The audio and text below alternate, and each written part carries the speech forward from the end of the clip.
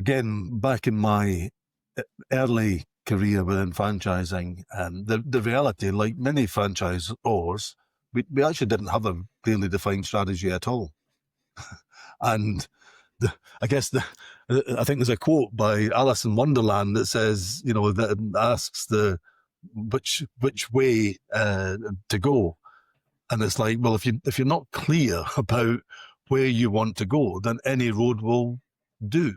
It's fine.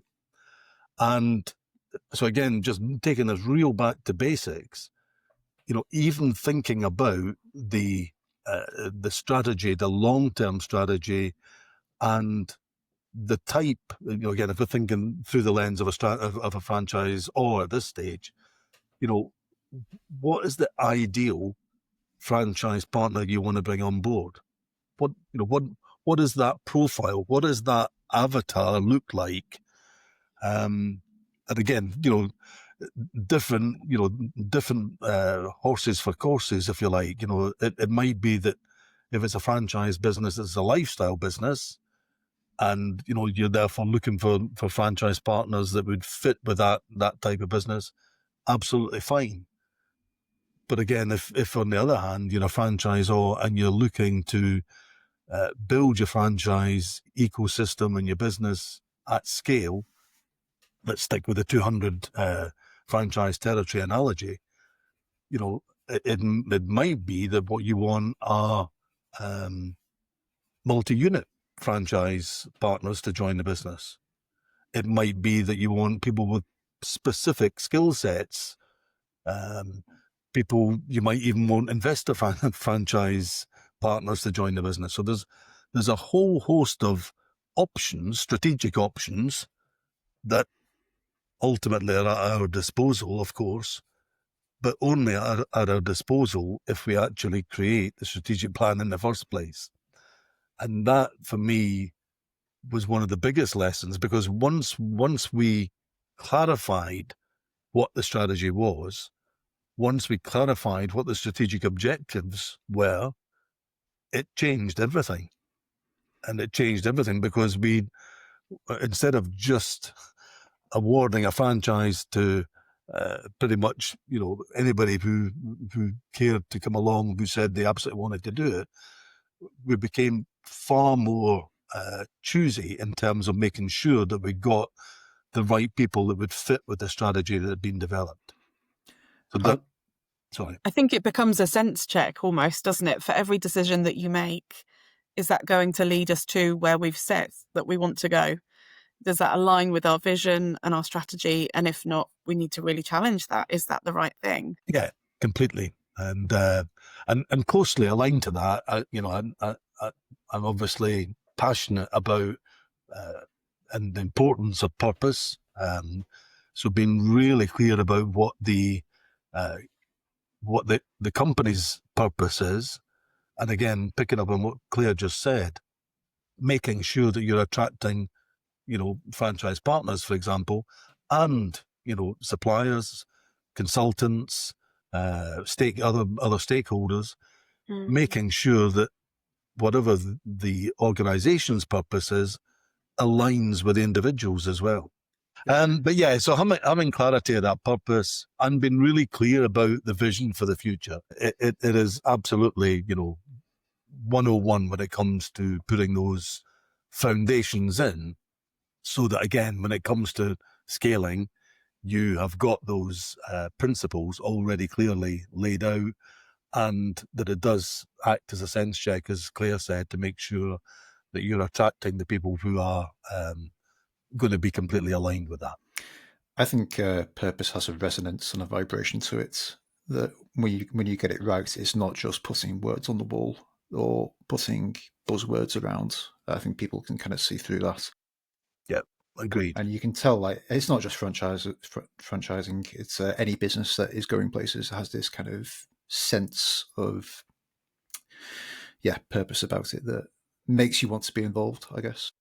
Yeah, and I think particularly, and you're right, it doesn't just apply to franchising, but it's amplified for me in franchising because there is this long-term relationship, this long-term commitment, the contracts, you want to make sure that you are, you know, we're not talking about, you know, some sort of utopia. I mean, ultimately, you know, we are still, at the end of the day, we're all human.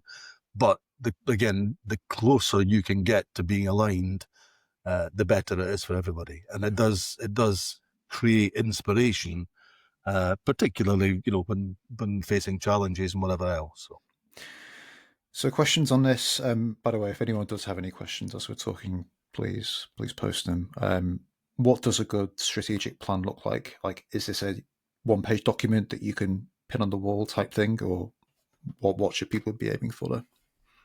So for me, it's actually both of those things. I think, you know, there's a really important place to get the right level of detail down, and I mean everything. So, you know, all of the aspects of the strategy that you need to consider, and that, you know, that in itself might run to, you know, 5, 10, 20 pages, depending on what that looks like.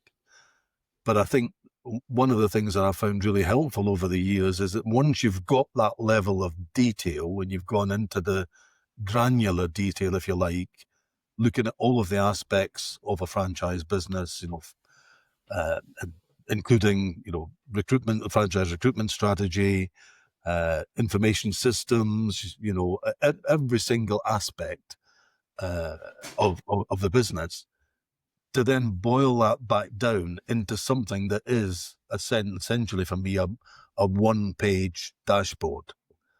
And that those two things, so I think going through the level of detail is really important, but then being able to summarize it in a way which is, again, clearly articulated and can be clearly articulated, so that everyone in the organization, and I mean every single person, understands exactly what the strategy is, and therefore how can they play a part in helping the organization achieve the vision that has been set out.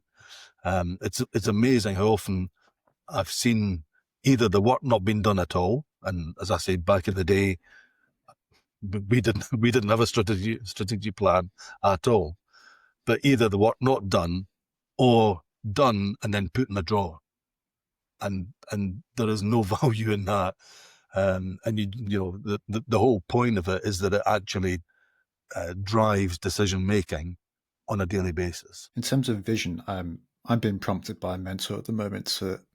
I've never been very good at sort of actually visualizing the end point of what I'm working towards. So I'm being encouraged to create a vision board of like, well, what is it that I'm trying to move towards? I wondered if you had ever done anything like that, or encourage people to do that kind of work.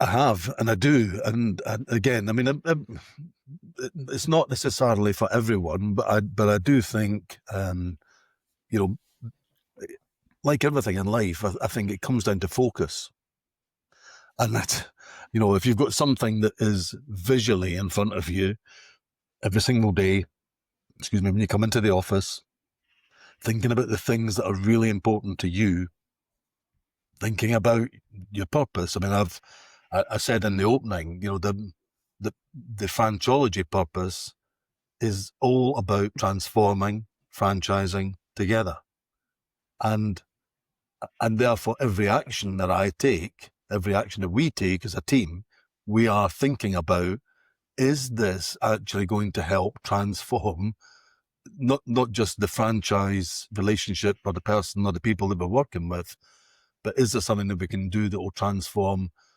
franchising and actually elevate franchising and move that forward? And the three words, you know, transforming, franchising, and together, because for me it's all about community. So it's not just three words that are written on a notice board. It's about really checking back in and thinking about, what am I doing? What are we doing? Is it aligned? And the same with vision, etc. So yes, if you've to have things clearly in front of you, I think is really helpful.